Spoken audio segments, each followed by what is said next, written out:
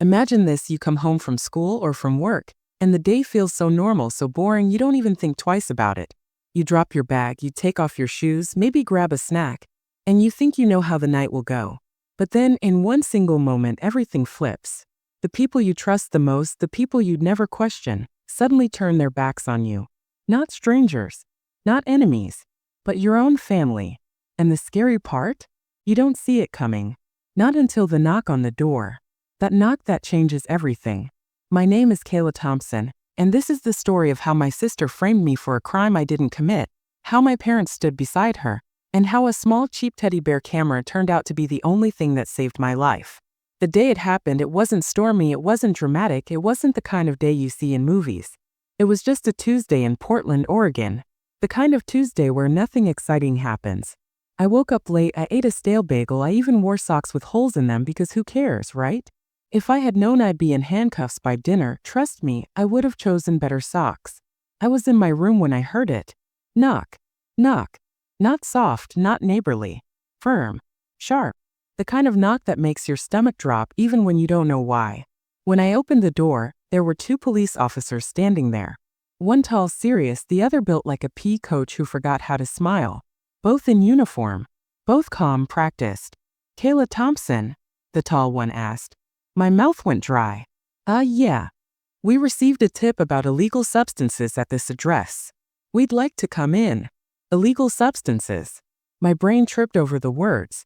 I thought, wait, this has to be about my older sister, Rachel. She had been acting off lately, locking her door, hanging around sketchy people. Maybe they were finally here for her. So without even thinking, I stepped back and let them in. Because innocent people don't have to hide, right? That's what I thought. But as soon as we walked down the hallway, things felt off.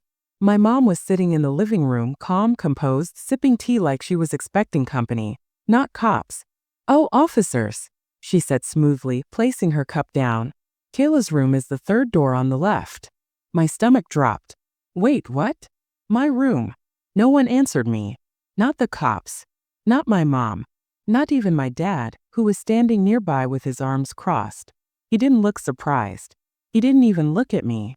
The officers didn't hesitate. They walked straight to my room like they'd already been told where to go. At the top of the stairs, Rachel leaned on the railing. Hoodie, leggings, phone in hand. She didn't say a word. Didn't even blink. When the cops opened my dresser, it took seconds. One of them went right to the bottom drawer and pulled it open like he knew exactly where to look. And there it was. A Ziploc bag filled with pills. I laughed. I actually laughed out loud because what else do you do when your world flips upside down? "That's not mine," I said quickly. The cops didn't react. They'd heard that line 1,000 times. I spun around looking at my parents. "Tell them, you know that's not mine." One of the officers turned to them. "You said earlier you've seen her with this bag?" And then my mom, the same mom who tucked me into bed as a kid, nodded softly. "Yes." We didn't know what it was, but Kayla's been distant, acting strange. We thought it was stress. My dad added, "School. You know, she's been erratic." I felt like I was watching someone else's life fall apart on a TV screen. But it wasn't TV. It was mine. "You can't be serious." I shouted. "Rachel, she's the one." "Kayla." My mom cut me off, voice low, controlled. "Don't make this worse than it already is." And just like that, the cuffs were on my wrists. Cold too tight. My dog, Rusty, a wiry terrier mix, whined from the corner, his tail wagging uncertainly like he didn't know if this was playtime or danger. Rachel just stood there, watching. Blank. No smile, no guilt, nothing. Just blank. They walked me out the front door, and my parents didn't say a word. Didn't even look at me. They stood there like polite neighbors watching something mildly inconvenient. The car door shut. The window was smudged. And as the house shrank in the rearview mirror, all I could think was, this can't be happening. Not to me. Not like this. But it was. That's when I realized maybe I'd always been the outsider in my own family. Rachel was the golden child. Always had been. 3 years older. Naturally confident. Naturally charming. Teachers loved her. Neighbors adored her. When she messed up, it was "she's just tired." When I messed up, it was "Kayla, why can't you do better?" I'd spent my whole childhood chasing their approval. Straight A's, perfect behavior, quiet, invisible. But being invisible only made me easier to ignore. When Rachel begged for a dog at 14, they gave in. She picked Rusty, loved him for 3 weeks, then got bored. Said he was loud, smelly, scratched the floor. My parents talked about taking him to a shelter, even putting him down. I was 11. I begged them to let me keep him. They said fine, but he's your responsibility. Rusty became mine in every way that mattered. He followed me from room to room, slept by my legs, barked when people raised their voices. He chose me, not Rachel. For once, something in that house was mine. And maybe that's why she hated me for it. That night, they put me in a holding cell. Cinder block walls, buzzing lights, a bench too narrow to lie down on. No timeline, no explanations. Just silence. I thought about Rusty. How he'd be waiting by the window, ears perked every time a car passed. How my parents would probably say, "We can't keep him now, not under the circumstances." Like he was contaminated too. I thought about my grandpa Walter, the only person in my family who ever really saw me. His yellow house 10 blocks away, the smell of toast, the porch light that always stayed on until I left. Would he believe them? Or me? I stared at my wrists, still marked from the cuffs. I wasn't crying. I wasn't even thinking. Just static in my head. Just disbelief. And for the first time, I wondered if maybe disappearing was exactly what they wanted. The next morning, they brought me to the visitation room. Fluorescent lights, a scarred table, a guard pretending not to listen. My parents were already there, calm like they were waiting for brunch. "Are they treating you okay?" my mom asked with a soft smile. "They gave me a sandwich," I said flatly. She smiled like that answered everything. My dad shifted. "We sent some toiletries. They'll probably get them to you soon." I stared at them. You know it wasn't me. Neither flinched. My mom exhaled.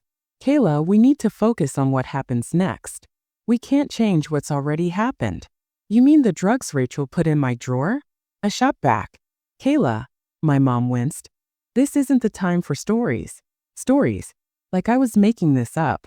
You're just going to sit there and let them do this to me?" I asked. "You're young," my dad said calmly. "This won't follow you forever. It's better to keep things contained. If we escalate this, it could get worse.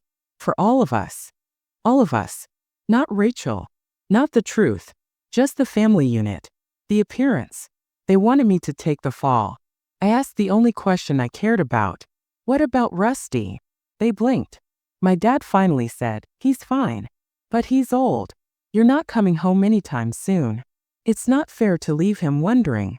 "You're not putting him down," I said firmly. "We'll do what's best," my mom replied with pity in her eyes. And in that moment I realized they weren't here to help me. They were here to make sure I stayed quiet. That I wish I could tell you I stayed strong. That I sat there in that cold room, staring my parents down with courage, promising myself I'd fight this. But the truth? I felt small.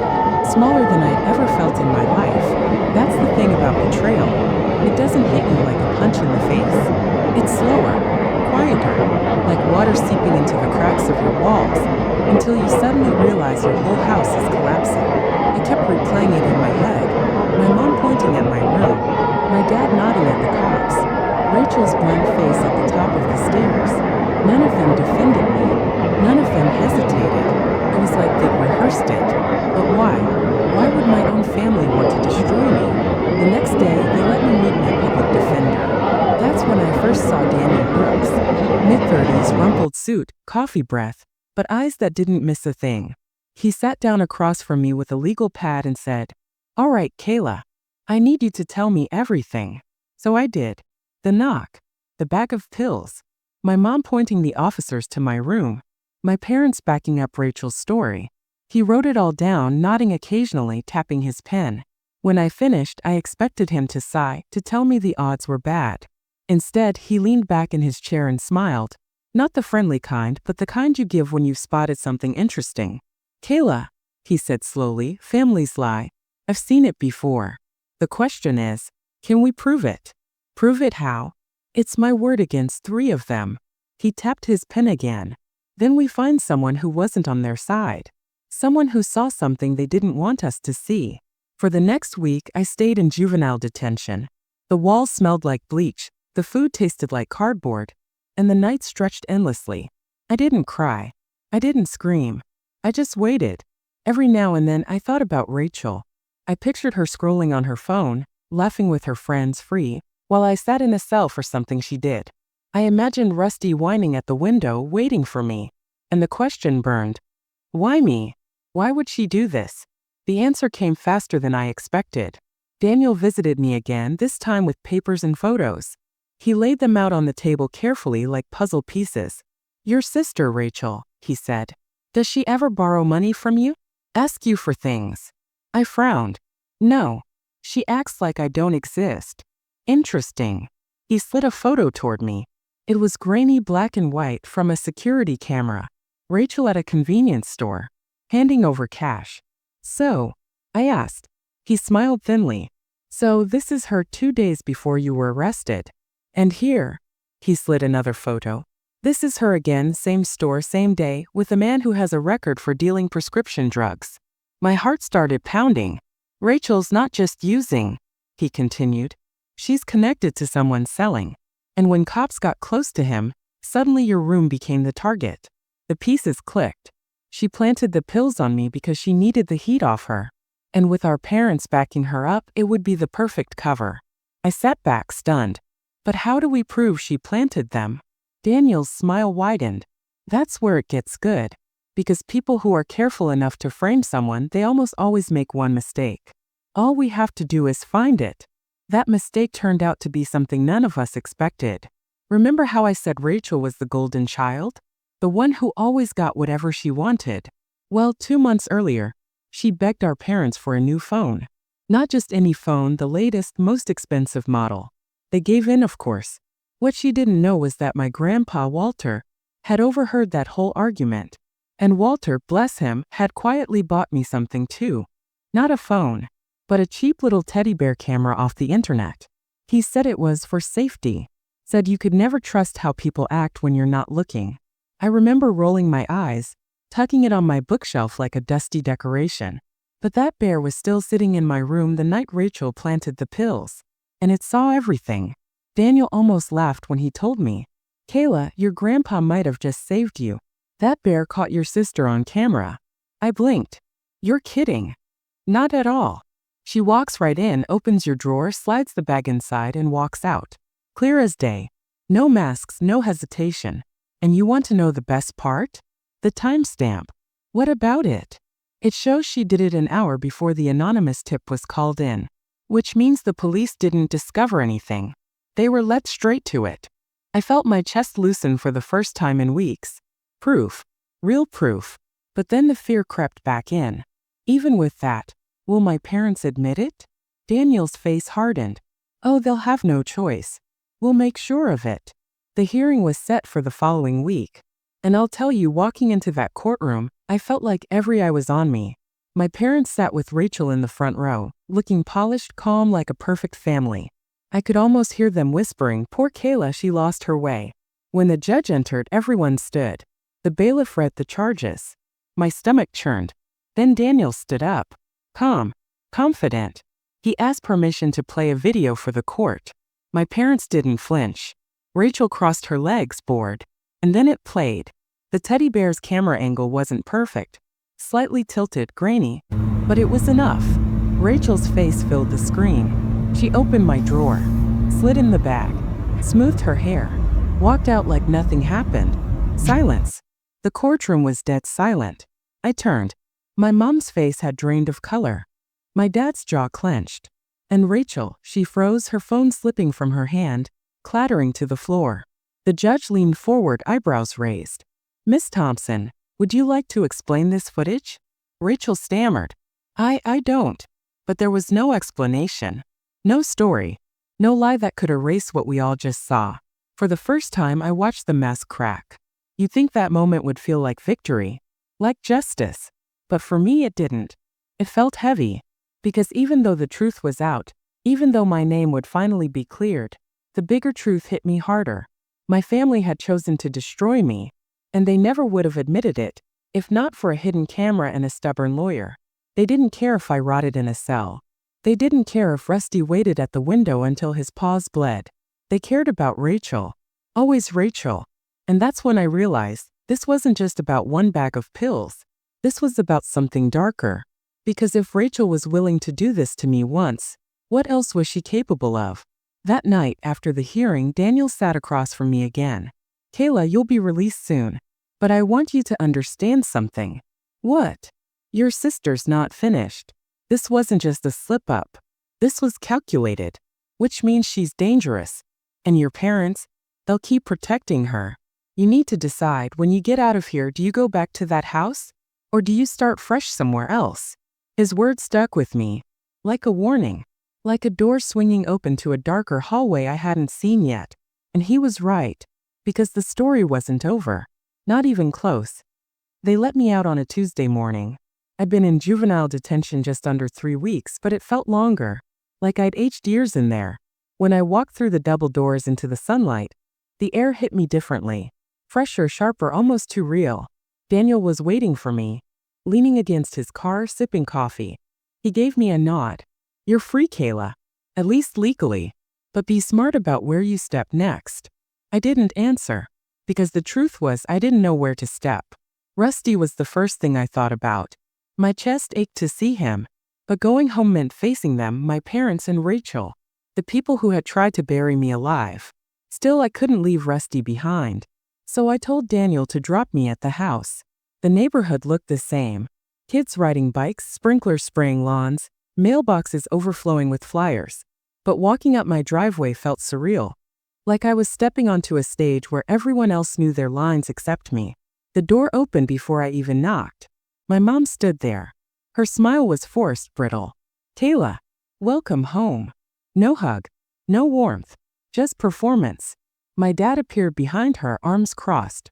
His eyes avoided mine. And then Rachel, standing at the top of the stairs, smirking like none of it mattered. I clenched my jaw, walked past them, and there he was, Rusty, bolting down the hall, nails clicking against the floor, leaping into my arms. He licked my face furiously, tail wagging so hard his whole body shook. For a moment I forgot everything. For a moment it was just us. But then I looked up. My family was still watching, silent, measuring me. And I realized I wasn't safe here. Not really. Dinner that night was unbearable. My mom set the table like nothing had happened. My dad made small talk about work. Rachel scrolled her phone, humming softly, like she hadn't just been exposed in court for planting drugs on me. Finally I snapped. Why? My voice cracked. Why did you do it, Rachel? She looked up slowly, tilting her head. Do what? You know exactly what. She smirked. Kayla, you're so dramatic. Everyone knows the video was inconclusive. Maybe you staged it. Maybe you've been trying to set me up this whole time. I slammed my fork down. You almost ruined my life. Her eyes glittered. Almost. My mom cut in sharply. Enough. Both of you. We're not discussing this anymore. It's over. Over. That word hit me like ice. To them, it was over because Rachel was still standing. Because their golden child had slipped, but not fallen. Because I was back under their roof and they expected me to fall in line. I didn't argue. I didn't scream. I just sat there silent. And in that silence, I made a promise to myself. If Rachel wanted war, she was going to get it. The next weeks were strange. On the surface, life pretended to go back to normal. I went to school. I took Rusty for walks. My parents barely looked at me. Rachel avoided me. Except for those little moments when she'd pass in the hallway, lean close and whisper something cruel. Like, you should have stayed locked up. Or, next time I won't miss. Each time her smile never reached her eyes. And then little by little I started noticing things. Rachel's door was always locked now. Even when she was home. She carried her phone everywhere, clutching it like a lifeline. And some nights I'd hear her sneaking out. The creak of the stairs, the quiet slam of the back door. One night, curiosity got the better of me. I waited until she left, then crept into her room. Her desk was immaculate as always. Makeup lined up. Perfume bottles in neat rows. But her trash can stuffed with receipts, fast food bags, and crumpled notes told a different story. I pulled one out. A handwritten note. Sloppy, rushed. It said, "Don't bring her next time. Too risky." My heart pounded. Who was her? Who was Rachel dragging into this? Then I noticed something else. An envelope tucked between her textbooks. Inside was cash. A lot of it. 50s and 20s rubber banded together. And tucked in the bottom another bag of pills. Identical to the one she'd planted on me. My stomach flipped. I stuffed everything back exactly how I found it. And for the first time I realized, Rachel wasn't just experimenting. She wasn't just careless. She was involved. Deeply. And whoever she was involved with, they didn't want me to know. The next morning Daniel called me. "Kayla, you holding up?" I hesitated, then told him about the envelope, the cash, the pills, the note. He went quiet for a moment. Then, listen carefully. If Rachel's still holding, and if she's connected to someone, this isn't just family drama anymore. This is criminal. And if you're smart, you'll let me handle it. But I couldn't just sit back. Because I wasn't the only one at risk anymore. That word in the note haunted me. Her. Who was her? And then it hit me. Rachel had been hanging around with my best friend, Lily, a girl she used to ignore. Suddenly, Rachel was giving Lily rides, posting selfies with her, dragging her into her world. And Lily, sweet, trusting Lily, was glowing with the attention. My blood ran cold. Rachel wasn't just framing me anymore. She was pulling Lily into her mess. That afternoon, I cornered Lily at school. "Why are you hanging out with Rachel?" I asked. She smiled nervously. "She's actually really nice once you get to know her. She's been helping me with stuff." "What stuff?" Lily hesitated, looked down. And that's when I saw it, her hand shaking. "Lily," I whispered, "please tell me she hasn't gotten you into anything."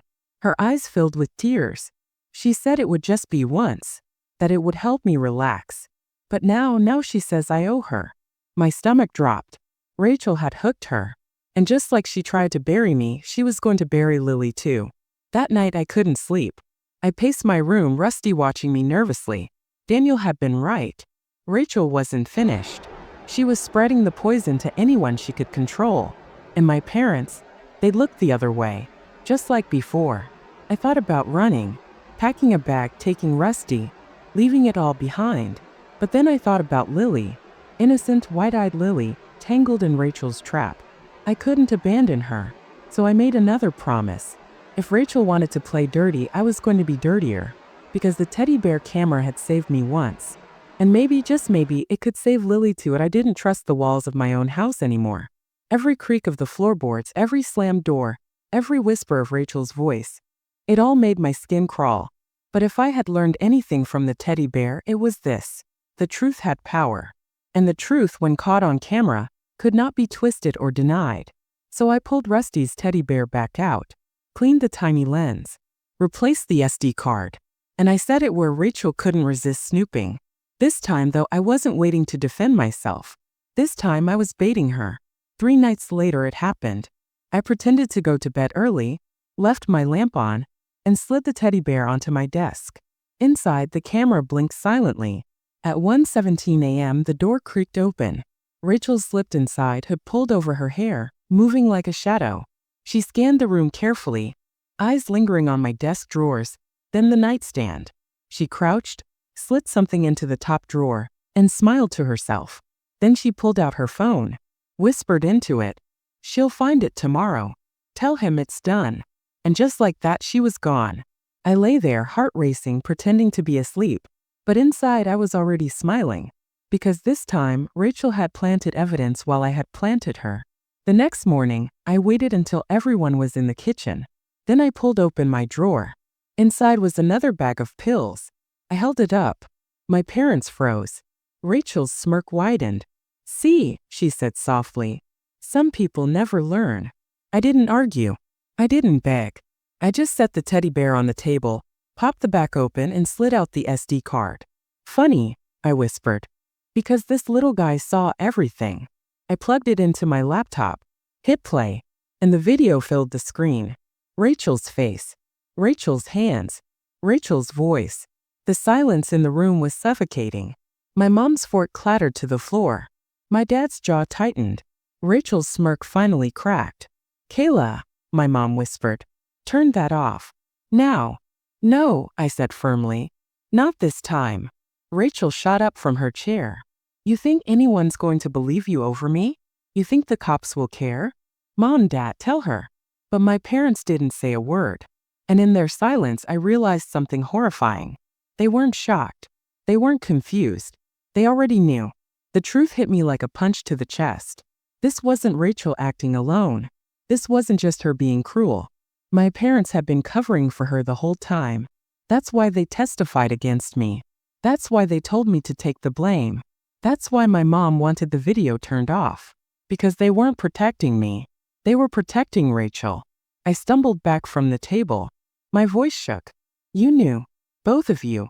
You knew she set me up, and you went along with it. My dad's face hardened. Kayla, you don't understand. Then make me understand. I screamed. Why? Why would you do this to me? My mom's eyes glistened, but her words were ice. Because Rachel is the one with the future. She has a chance. You've always been reckless, difficult. We couldn't risk both of you going down. I stared at her. My own mother. Choosing my sister's lies over my life. Rachel leaned back in her chair, smug again. See, Kayla? It's not me you're fighting. It's all of us. And that's when I knew. I could never win inside this house. I had to burn the whole house of cards down. I grabbed Rusty's teddy bear, stuffed it in my bag and stormed out. My parents shouted after me, but I didn't stop. I ran straight to Daniel's office. He watched the footage twice, leaned back in his chair, exhaled slowly. Kayla, he said, this isn't just sibling rivalry anymore. This is organized manipulation. And if your parents are complicit, we're talking conspiracy. What do we do? I whispered. He looked me dead in the eyes. We take it all. To the police. And this time, no one can twist it. The next 48 hours were chaos. Daniel filed everything. The video. My statement. Even Lily's testimony. Once she found the courage to admit Rachel had been supplying her. The police didn't hesitate. They searched my house. And what they found sealed everything. More pills. Stashes of cash. Notes, sloppy handwriting just like the one I saw. Names. Numbers. Transactions. Rachel wasn't just experimenting. She was dealing. And my parents, they'd been funding it. Covering her tracks. Because protecting their perfect daughter was worth sacrificing the other one. The arrest happened on a Saturday morning. I stood across the street with Rusty, heart pounding as squad cars pulled into my driveway. Rachel screamed as they dragged her out, wrists cuffed. My mom begged. My dad shouted. But it didn't matter. For once, the truth was louder than their lies. And me? I just stood there numb, watching everything I thought was permanent crumble in front of me. It's been 6 months since then. Rachel's in a juvenile rehab program, facing charges that could follow her for years. My parents are under investigation for obstruction and perjury. And me? I live with Daniel's sister now. It's quiet. Safe. Rusty sleeps at the foot of my bed every night. But safety doesn't mean peace. Sometimes I still wake up in a cold sweat, convinced Rachel is standing in the corner of my room. Sometimes I hear my mom's voice in my head, telling me I wasn't worth saving. But then I look at Rusty, or I get a text from Lily who's finally clean, finally smiling again. And I remind myself I survived. I survived the lies, the betrayal, the silence. And I broke free. You know what people always say? That families stick together. That blood is thicker than water. But I've learned something different. Sometimes blood is poison. Sometimes family is the knife in your back. And sometimes the only way to save yourself is to cut the ties completely.